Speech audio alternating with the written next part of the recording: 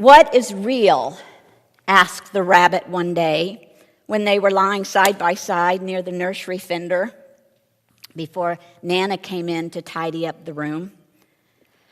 "Does it mean having things that buzz inside you or stick out handles in the back?"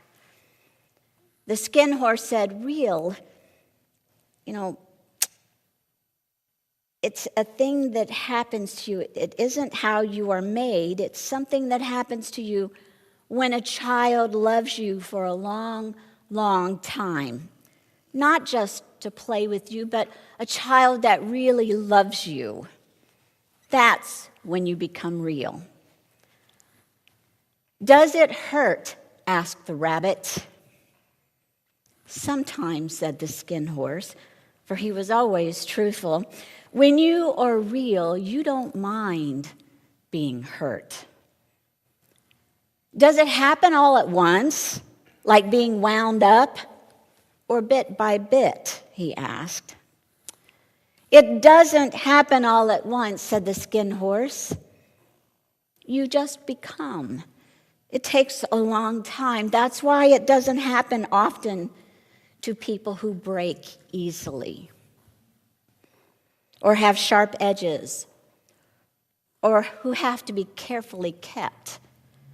Generally, by the time you are real, most of your hair has been loved off, your eyes drop out, you get all loose in the joints, and you become very shabby. But these things don't matter at all, because once you are real, you can't be ugly, except to people who don't understand you."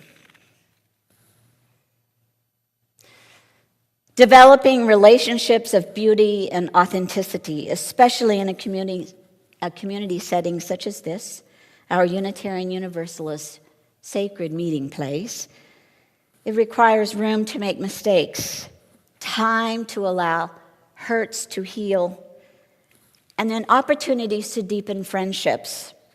And like the passage I just read from The Velveteen Rabbit by Marjorie Williams professes, one becomes a little shabby, a little frazzled, but never ugly in the process. So we're talking about a stuffed toy. But I want to tell you, I think people get a little frazzled as we become real, if we allow ourselves to. I have an example. Over the holidays, I watched my sister become a little more real, and it went like this. We were sitting at the dining room table. My son was sitting there with his fiancée, Casey, and my sister said, well, what does she like to do? She said this to Blake, and Blake said, "They." And my sister went, trying to get it right.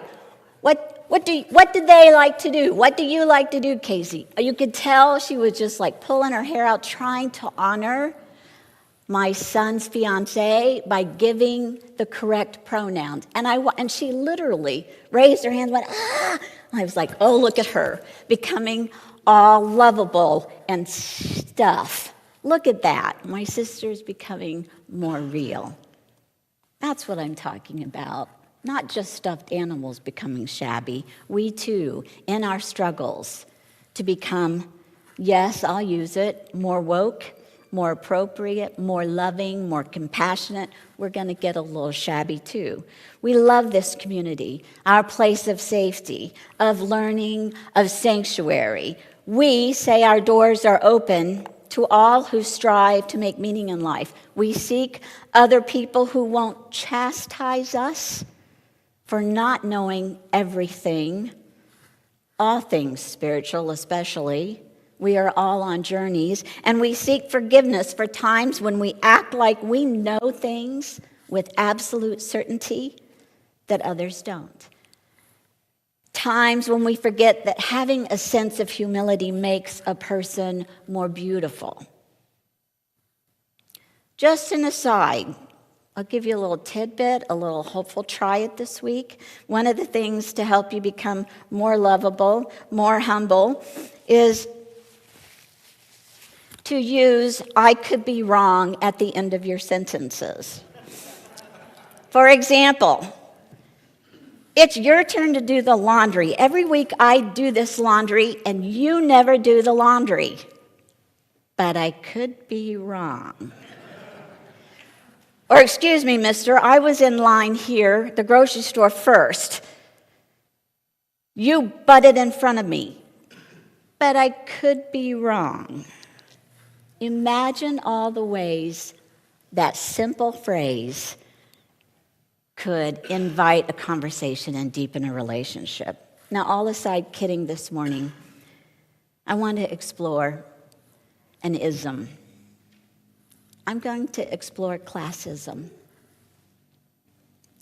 Not the art aesthetic that the Greek and Romans perfected, but how we specifically speak and act toward people who have less means to survive and thrive.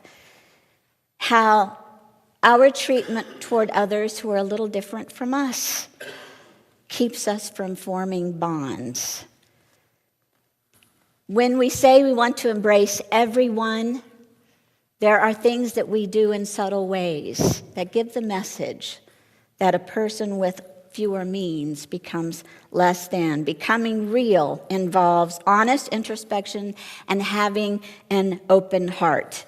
In a book titled Bridges Out of Poverty, authors Payne, Duvall, and Smith state the definition of poverty this way. And I have to tell you, think about this. It'll broaden your thoughts about poverty. It's the extent to which an individual does without resources, financial, but also including support systems like families, emotional, including relationships and role models, mental, such as access to care, and also the ability to learn about how class systems affect our relationships. And then, of course, physical assets such as employment that assists with obtaining food, clothing, housing, and medical care. The description of poverty I just read to you reveals more complexity and flies in the face of one's immediate assumptions. Several years ago in South Florida, I was helping to distribute food to people who needed it. As I sat at a table and was handing people, I don't know what they were, oranges, I'm not sure what it was, I watched the line and I thought, well, these will be kind of some disheveled, homeless. There were a few, but honestly, what I saw was people who were well-dressed, who drove cars, but might have had a patch over an eye. Maybe the arm was in a sling, or they used a crutch, or they were in a wheelchair. I learned so much that morning. Some of these people were still working when they could, but mostly they were impoverished because of hospital bills and medical bills. They were struggling to pay for bills due to medical issues and could not get enough money for food. It was an eye-opening experience that broadened my perception of poverty. Even today, resources have been declining and the number of people in poverty has grown.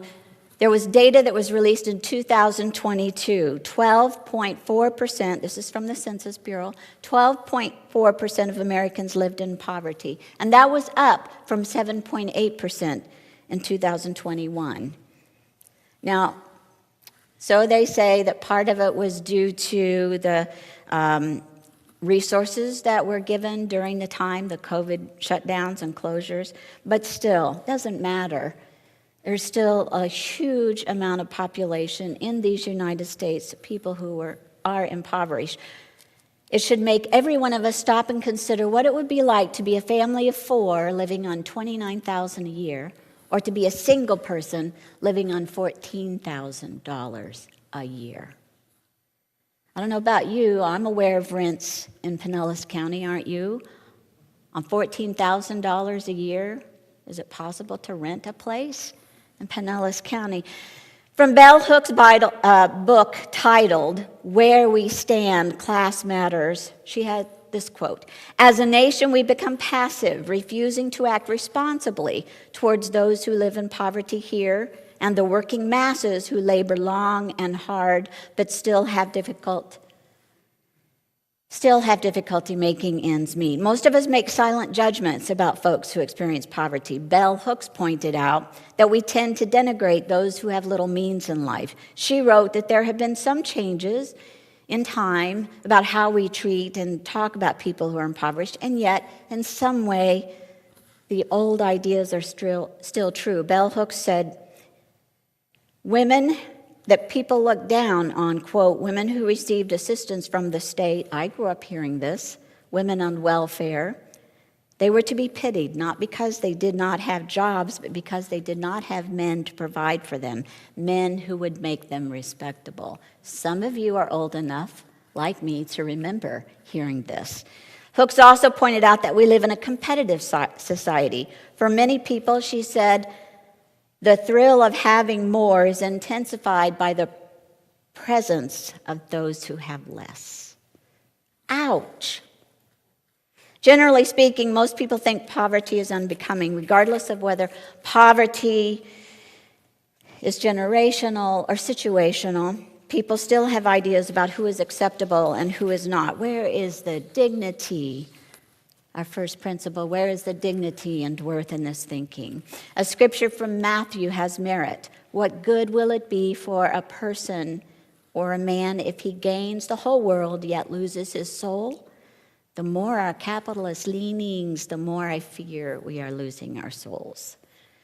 To make assumptions about others, to disregard their plights, their stories, is to lose one's soul. Too many of us have fallen victim to holding classist views unknowingly. This is where the becoming real part comes, unknowingly holding views.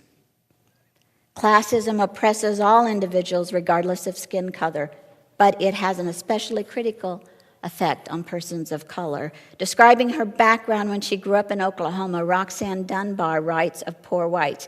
In the end, the only advantage for most has been the color of their skin, she writes, and white supremacy, particularly toward African Americans.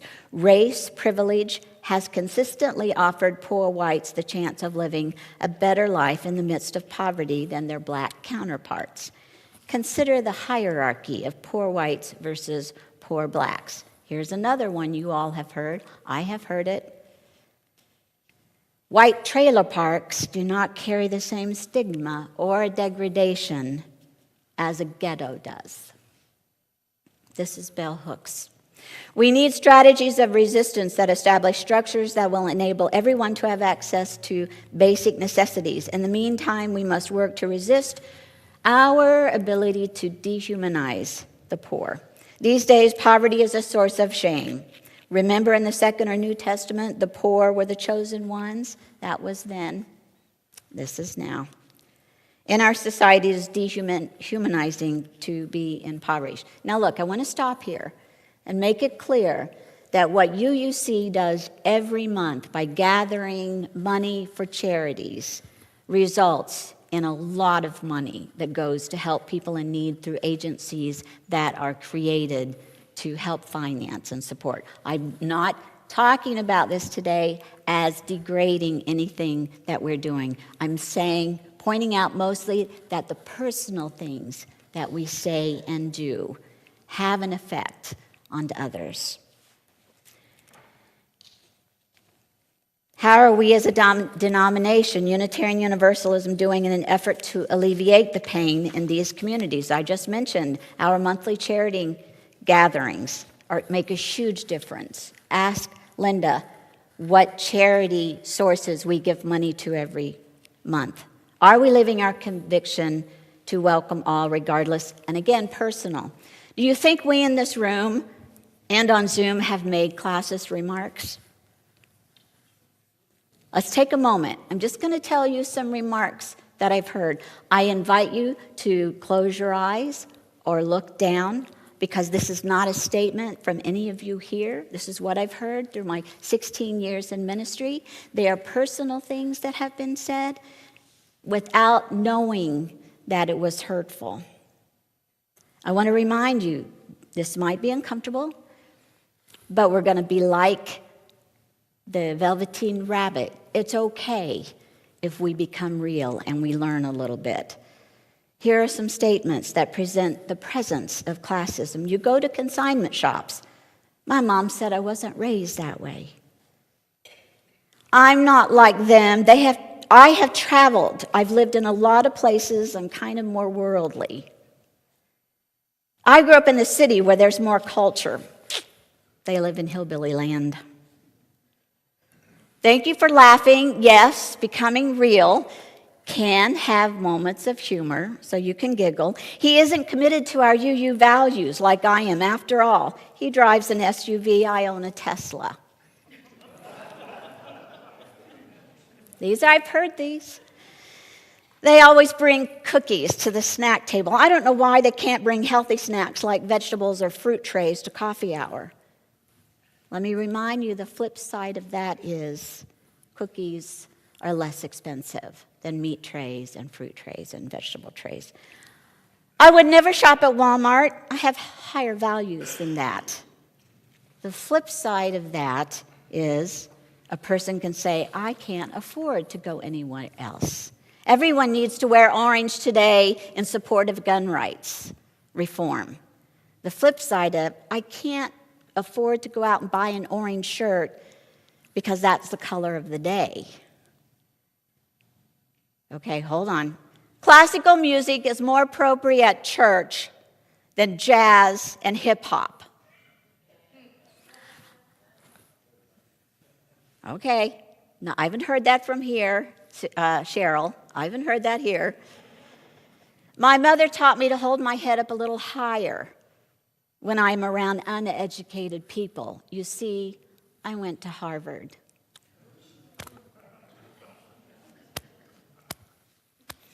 I don't know, I think my head's getting a little fuzzy listening to this.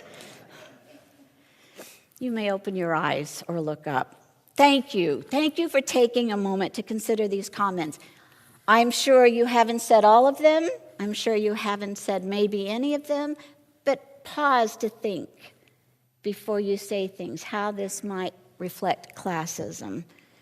This was an exercise in our ability to become vulnerable, to remain open to learning about how we UUs can have remarks that are peppered with classism and a little elitism. So it's not our fault. Mostly it's not our fault. Basically, it's a little bit of our Unitarian Universalist heritage. Several years ago, Mark Harris, a well-regarded name in UU circles, published a fine little book titled Elite, Uncovering Classism and Unitarian Universalism. He wrote it not to uncover skeletons in our closets, which he did, by the way, but to help us to understand why we continue to struggle with issues related to classism in society. From Elite by Mark Harris, we find this. The liberals of the 18th century shunned a theological style that reflected quick, emotional conversion to salvation in favor of a slow educational process looking at how one conducts one's life. It was Christian with a very humanist flavor to it, do you see? The goal in life is to become a better person, which involves effort and learning. This is not a bad thing. It's not a bad thing at all. And it's still with us. We want to grow in our understanding, just what we do on Sunday mornings. Unitarians established the Lowell Institute and Harvard with an educational foundation that was supposed to provide free public lectures to help people grow and educate and become more learned. At the time, Unitarian Henry David Thoreau said, the lectures excluded ignorant, critical classes of society. Ouch. There's a stereotype that Unitarian Universalism attracts wealthy, educated people. That's for the most part, that's not wrong, but it is historically accurate. You see, people, think about this in our own personal theologies, people who are more comfortable in this life on earth tend to be less concerned about salvation upon death. So if your needs are being met, it's less concern about an afterlife. Unitarians of the 18th century were politically conservative. Many were Republicans. Did you hear that? Many were Republicans. They were theological liberal and financially comfortable. In 1850, 2/3 of the wealthiest Bostonians were Unitarians. 2/3. By 1870, the average Unitarian was 13 times richer than the average member in any denomination. Of course, that was then. That's not now. Unitarians of the day held that individual acts and accomplishments would save individuals. But I have to tell you, we don't want to forget, we are Unitarians and Universalists, right? So Universalists taught that the efforts of the entire community would liberate all. So you see the Unitarian flair for the need to focus on our deeds and how we learn to become better people. And the Universalists were saying, what can we do to collectively make life better for everyone? Hence our focus on social justice activities. Universalist Jose Ballou said, one's lot was cast with the rest of the human race. So for better or for worse, we need to understand the Unitarian Universalism we love today still has remnants of old elitist, well-to-do thinking. And just to keep it real this morning, I have to say there's an overlay that is a wee bit entitlement. Entitlement thinking is the belief that one is deserving of certain privileges. What does it look like? Well, how many times have you all said, I shouldn't have to wait this long in line? Or I shouldn't have to do this work. I hired this person to do it. Now, I'm not saying this is true of only Unitarian Universalists, but I'm going to say for the boomer generation, you and I, we grew up in a time that the customer was always right. What our wishes, that's what drove our service. I'm going to tell you, post-pandemic, this is wrong. So this kind of thinking that I deserve to be served is not going to do any favors for any of us.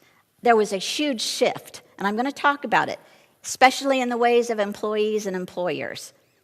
There was a huge shift post-pandemic, a shift that every one of us needs to recognize, especially at UUC here, where you all said you are choosing to find ways, the developmental goal, to create a culture of mutual trust between the congregation, lay leadership, staff, and minister.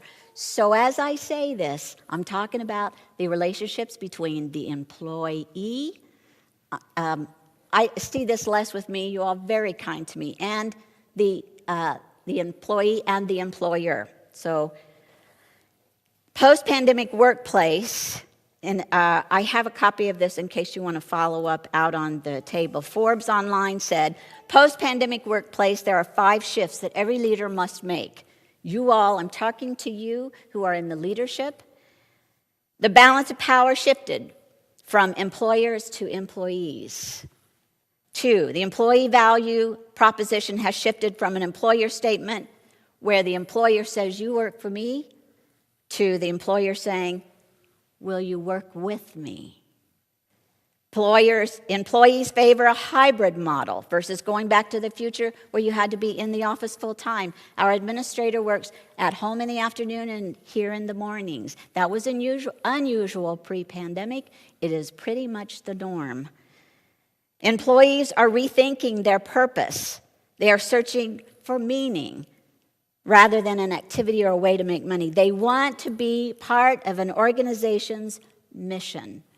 I talked to 2 of our employees this week. One said, I'm not here because of my paycheck. I'm here because you are good people, and I want to further what you want to put out into the world. Another one said, I happened accidentally upon you all, and most of the time you all are kind. This is why I'm talking to you, all right? Boomers, especially. It is not about what you can do for me, it's what can we do together to work with each other. Leaders, you have to make a paradigm shift. The past is in the past, the future is uncertain. The old ways of how you treated employees in the past will not work for you. The focus now is on the quality of the life for the people who are working with you but not for you. I'm speaking to every one of us here today. The workforce culture has changed. What worked for many of you in the former corporate life will not work today. For example, I'm going to bring up a few changes and then I promise the sermon will end. It's not about hierarchy. I have one president of the congregation say, "I am your supervisor, you work for me." And I'm like, what the? Wasn't here. What? And I realized his career was in the military. He was a captain. So instead of being, for me, confrontational, I had to figure out where he was coming from. But I'm going to tell you, anybody who says that to an employee today, you better watch out, because it doesn't go over well. The words, what are we doing together? How are we achieving? There were smoke breaks back in the 50s, which I'm using the 50s because honestly, I don't think too much has changed. We don't have smoke breaks today, true. Job security was on the side of the employer. Now, job security is the employee. I use the 50s era because it seems so pervasive. This is not hierarchy approach to having employees, but it's carried into the 21st century. I'm also going to say sexual harassment was a given. It's not so today, but it is still subtly present. That's all I'm going to say. Classism with a mixture of elitism and entitlement will keep us from achieving our goal of creating a beloved community and of deepening our respect from one another. Unitarian Universalists say we are welcoming and inclusive. Let's live it. We can work toward making it clear that each person is more than what he or she buys or what they eat or what they do or don't drive, more than academic degrees or lack thereof. This requires compassion, humility, a willingness to genuinely care about each other and to stop and say, "I'm sorry, I made a mistake," to be humble, to respect each other even as we struggle on our journeys toward inner growth. A quick recap here. Consider ending your statements with, "but I could be wrong." Use that a little more often. Avoid saying, "I shouldn't have to," so often. Have respect and gratitude for the person who works with you, not for you. Blessed be, and thank you for taking a moment to hear my honest reflections. A minister is kind of like the journalist, right? We conflict the comfortable and give comfort to the conflicted. This morning, my aim was to give you a little honest feedback. All right.